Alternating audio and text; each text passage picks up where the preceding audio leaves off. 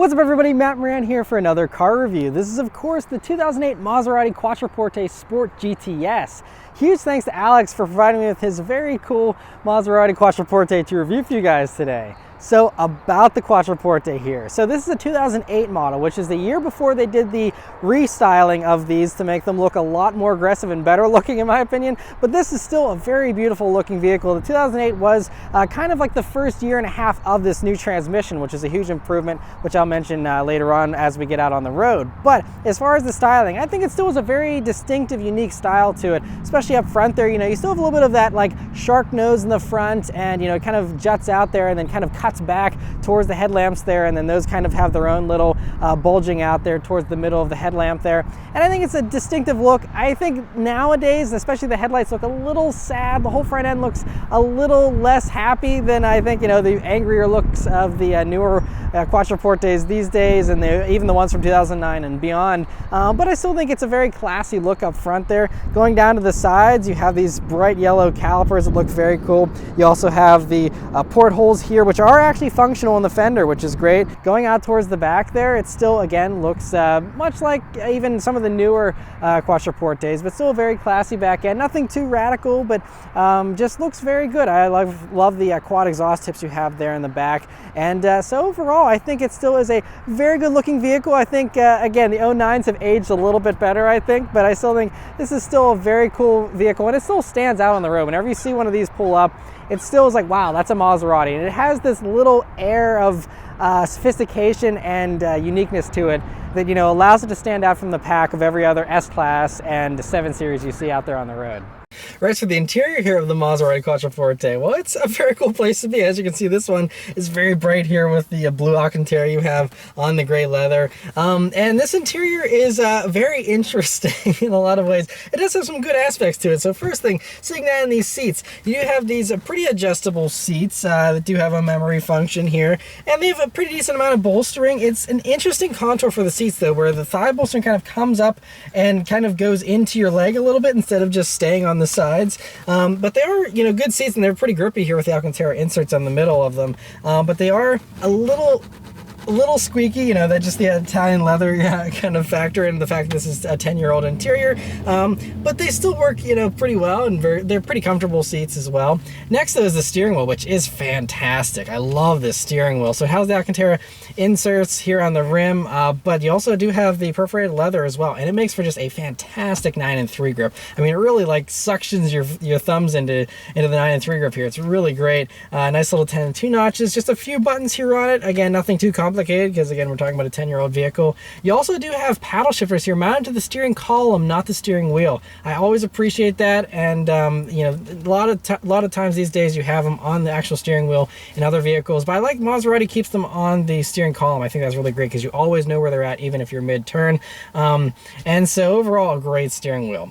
Next though are the gauges here in the Quattroporte, which again were pretty simple for the day, but they still look great, and I just love the blue, you know, backgrounds you have on them. You also have a little screen there in the middle. It'll just show you your basic trip info, a digital speedometer, and that's about it, as well as warning messages, which there are usually a decent amount of in a 10-year-old Maserati. This one just has a few of the silly little quirks, you know, for various things that'll turn on then turn off. Like for example, the check engine light will turn on until you reach the satisfactory oil pressure whenever the car gets up to temperature and stuff, and then that goes away. But that's just a normal operating thing to have the check engine light on for the first few minutes of driving there, which is kind of funny. But they're attractive gauges and look good. Coming over to the center here, up top you have this clock, which is a nice look, but then you come down to this screen, and this screen actually looks like it's running Windows 95. It is, I mean, even, yes, this is a 10-year-old, you know, this infotainment system. They were trying to get into the screens and stuff back then, but still, even compared to 10-year-old other, you know, competitors from Germany and stuff, this is really, again, it looks like it's out of the 90s. It's pretty appalling, but it works fine for the radio and stuff like that. You just use this little scroll wheel to go up and down through different selections there, and so it does radio, CD, and that's basically it. The navigation wasn't an option here for the States, neither was the TV function, so those buttons they included but are useless here on a US version, and you know, but it does the radio, and at least that functions well, and it's pretty reliable. So no issues there with that. And that is a pretty standard size. So you could probably yank that out and put a modern head unit in there if you really wanted to without too much trouble. Coming down, you have your climate controls and stuff here. And this is also, you know, all in carbon fiber, which is very cool. That was one of the features of the Sport GTS trim, was to get the carbon fiber. Paddle shifters are also unique to the Sport GTS trim. Otherwise, you wouldn't get that in the other versions of the Quattroporte for 2008. But yeah, so everything's very straightforward and works well. You also have a nice shifter here with more carbon fiber, and it's also a slapstick shifter, so you can manually shift it down there as well if you'd like. Going on to the storage spaces here in the Quattroporte. So in the doors here, you have a little pocket. You can't fit a bottle or anything in there, but you know, it is a decent sized pocket nonetheless. Coming over to the center, you have two cup holders, which are a little bit on the smaller side. But the really cool thing actually is the center armrest, which is pretty softly padded, feels good. And you open that up, and then you'll see a storage space in here, but it actually has two more cup holders built into it. And you do have a little bit of squeakiness here, you know, it's the hand-built quality. But anyway, those are refrigerated cup holders. They actually will pump some of the air conditioning through and cool these off, and that's why you have this weird sealed off part up top here. That's not a separate cubby or anything. That's just actually to seal that area so that it stays nice and cold. And that's a very cool thing that was standard in all Quattroportes back then, and is a very cool little option there. And so for the time, I mean, this is right on pars, you know, storage space wise compared to other vehicles of this time. And so overall, you know, not bad as far as that goes. Backseat in the Quattroporte is pretty good. So it's a pretty spacious and roomy back seat, and you know, it has a lot of luxuries to it. So that seat actually does recline, which is a very cool feature to it. And this one does not have the climate controls back there, but it does have the vents back there, and you also see controls there to lower or raise the sunshade. You also see cup holders there and a full down center armrest, but those actually don't stay in anymore. That is always out, and that's kind of a funny little quirk, again, of a 10-year-old Italian car. You also can open up that center armrest, and then you'll see another power outlet in there, which is great to have that all in there.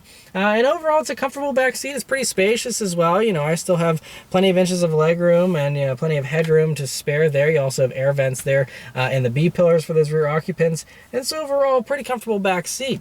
Trunk space in the Quattroporte. Now, I think that's their sacrifice they had to give up because of having that reclining rear seat, because you have to have space for that, and so that means the trunk is abnormally small. Maseratis characteristically in this time period had pretty small trunks. Even the Grand Sport and those types of vehicles had tiny trunks, and this is also tiny.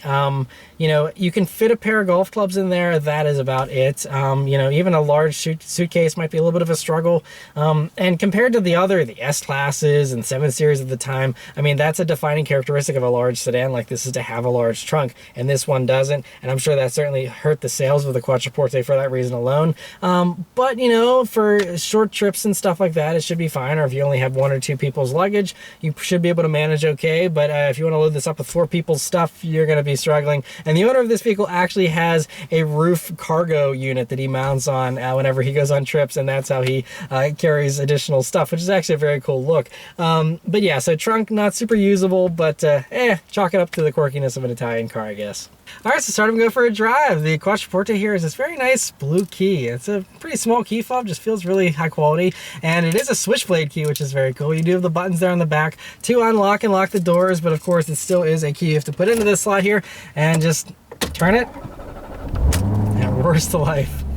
All right, so setting off in the 2008 Quattroporte Sport GTS. So first thing that I think I noticed just pulling away here is the gas pedal is like really close to the brake pedal, and also like closer to you in mounting position than it usually is with other vehicles. But it's a beautiful metal pedals that are really, really cool. Other things though, you have pretty good visibility here. You have A-pillars that are a little bit on the thick side, but not too bad. And pretty light steering so far. It's of course hydraulic and feels pretty good, but the main thing, that glorious V8 sound, which I'll get a little more into here in a minute. But it's a nice cruising vehicle. So this one has the ZF 6-speed automatic. 2007 and a half is when you first were able to get that in this vehicle, and so 2008 is the first full model year to get this ZF 6-speed. So unlike some other Quattroporte videos you might have seen with a weird rough transmission, those had the duo transmissions, this one is much smoother. And even back in 2008, everyone praised this ZF 6-speed for being super smooth smooth, a very good transmission for the time. And so this one solves some of those complaints that you might have seen with earlier Quattroportes. And I've noticed it drives, very normally like any other torque converter automatic so far, which is great. We'll try out the manual shifting here in a minute. But overall, it's just a really nice car to cruise around in so far. All right, so we're gonna put it into the sport mode here, which actually opens up a flap in the exhaust to make it louder. Let's turn down onto this back road here and see how it does. Here we go.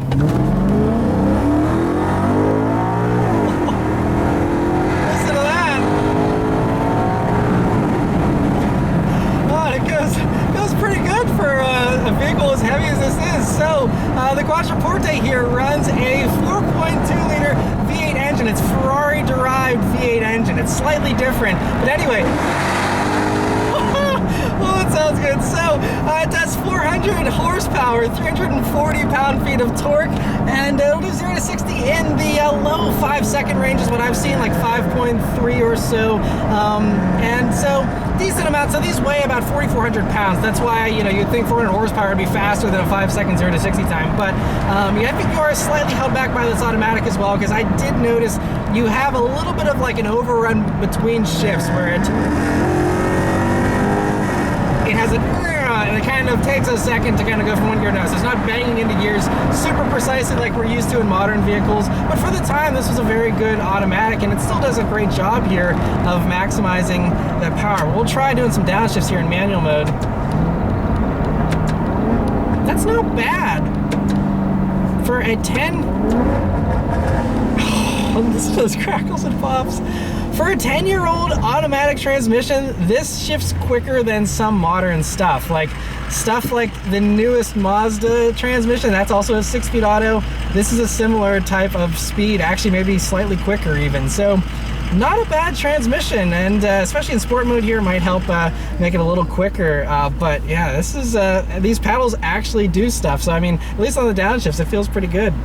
All right, let's try some manual shifts, upshifts.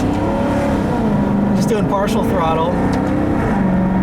That's actually, I thought it was gonna be way slower than that, honestly. So this is pretty good for manual shifts, I gotta say. And I love the exhaust in sport mode too. So this one does have a resonator delete, which actually was a factory thing you could get. This one isn't the factory resonator delete, but it is a same type of setup. But we're under another little overpass here.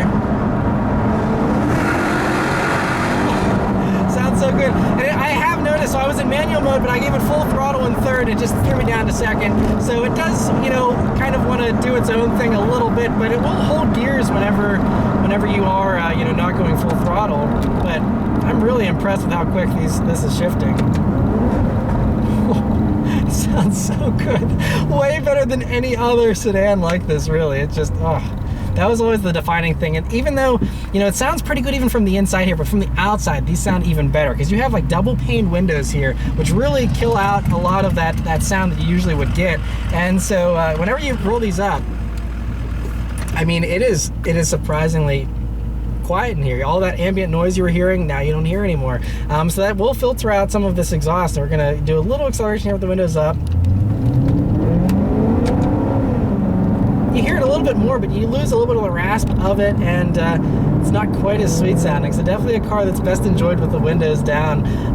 But yeah, really impressed with the powertrain of this. It feels pretty punchy, although it definitely favors the higher RPMs because this, like I said, Ferrari-derived V8 engine. I mean, it redlines here around 7,500 RPMs, a very high redline, and it actually shares a lot of components of what we see in like the Ferrari F430 V8 engine. So the only difference is, so this has a different crank. It's also wet sump instead of dry sump, although earlier year Quattroportes actually did have the dry sump, but this one is wet, and there's a few other slight changes to it, but you're basically running a Ferrari V8. And unlike the new ones, which are now a twin turbo V8, this is all naturally aspirated, so it just, it's a normal predictable power band. And I mean, now the new Quattroportes are much quicker these days, much more powerful, but this just felt really, really good.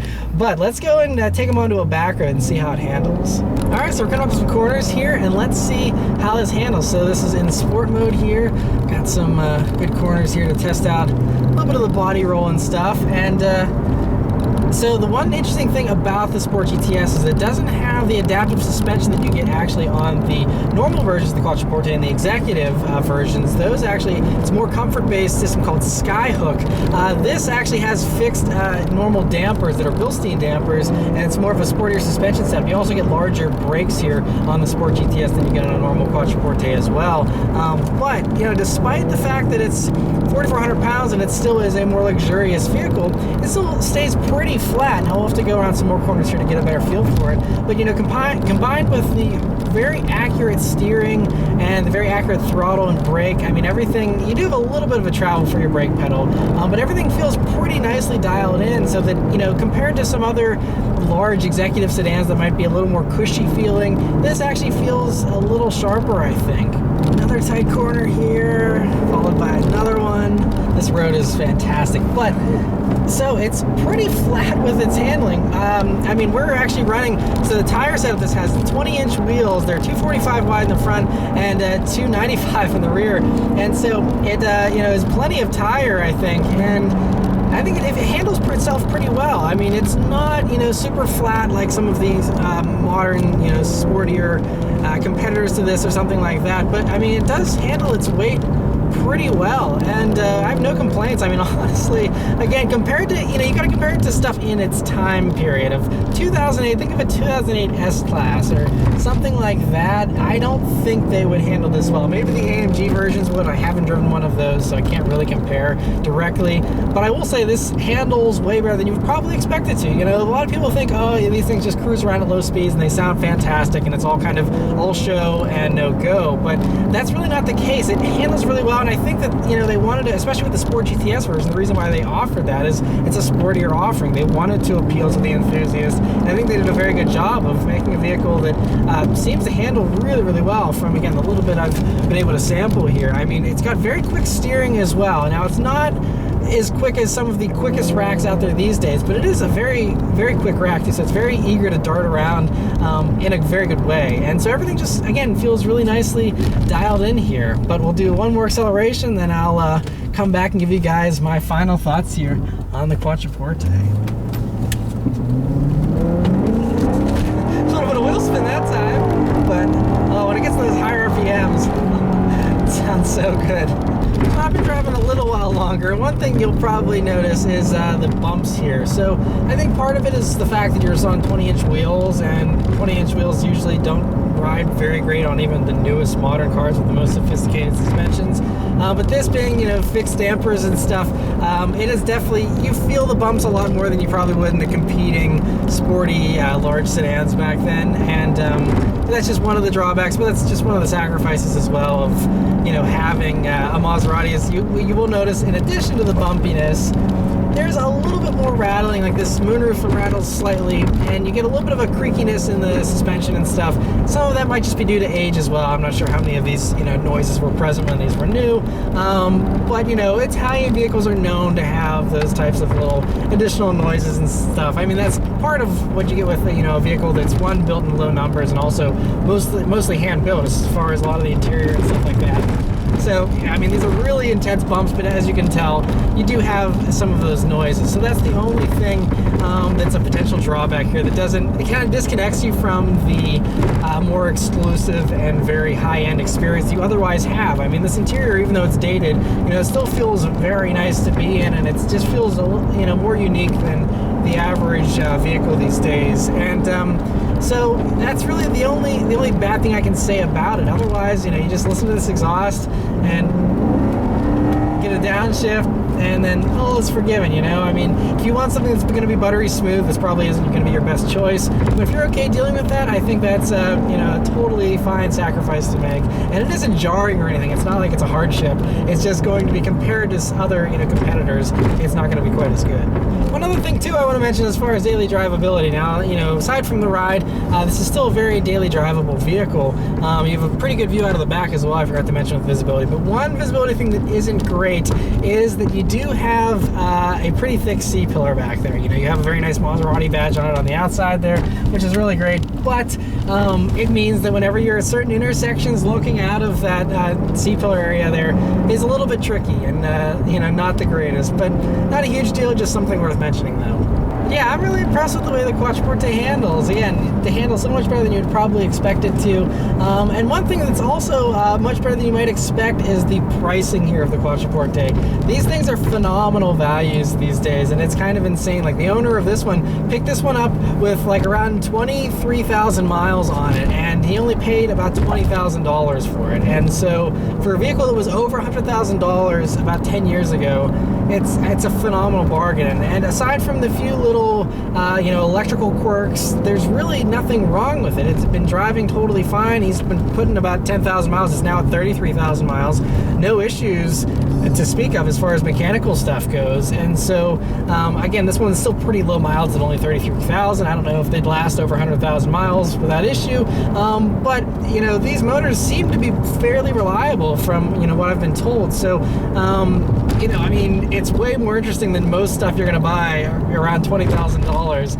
and it's something that, again, a lot of people would probably mistake it for a newer Maserati, and they just see the Maserati badge and assume it's going to be expensive, even if it isn't anymore. And so that's a really cool thing, is you can have a really unique car that really stands out from the pack, and get it for very little money, relatively speaking. And so that's another really cool thing. I mentioned that like with the old Bentley that I reviewed last year, that's another one you can get for low $30,000, and look very rich and have a very nice vehicle. But that had a little more issues with it. Like that one, the headliner was drooping because it was all leather, and there was a few other little things that were a little bit concerning and could probably get expensive. Whereas with this, relatively straightforward, there's not quite as much complication as you get with something like a Bentley, and I think this will probably hold up a little bit better. And yeah, it's just a nice driving vehicle, and very, very tempting for enthusiasts that especially you can now get extended warranties and things like that as well to help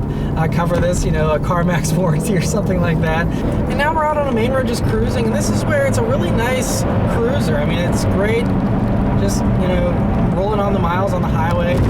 Bumps are still not great if you hit one, but otherwise on smooth road like now, very nice and refined. And the owner of this one actually, over the course of his ownership here, has been getting about 20 miles per gallon, at least according to the trip computer here. And so 20 mpg isn't bad for, again, a Ferrari-based V8 engine. That's hard to argue with. And so overall, a very more livable vehicle than you might expect in a lot of ways. Of course, the infotainment's basically useless aside from just using the radio and stuff, but a lot of people just use a phone mount anyway in older vehicles, and it's fine. So not a huge deal. Like, the owner of this one has an FM transmitter for Bluetooth, and you have that work around, so you still can use your phone and stuff if you want. And it's a very easy thing to still live with, and very nice, unique daily driver. He daily drives this one, and it's a very fun vehicle that can withstand the daily driving stuff. Even though it is kind of exotic, it still handles all that very well. And so overall, definitely worth considering. I know it's definitely a gamble sometimes with some of these older vehicles, these older luxury vehicles, you can get for a steal. But at least in this case, at least with this one, this owner's been lucky with this, and it's been a great vehicle for him. And I mean, just the sounds alone are enough to be tempting for 20 grand. I mean, where else are you going to get a better sounding vehicle for $20,000? It's going to be tough to do. But yeah, so anyway, huge thanks to Alex here for letting me review his Quattroporte here for you guys today. Let me know your thoughts on the Quattroporte in the comments below. Thank you guys very much for watching. I'll see you on the next one. Take care. One last acceleration here. Yep, that's worth 20 grand alone. End of story. There's your cliff notes.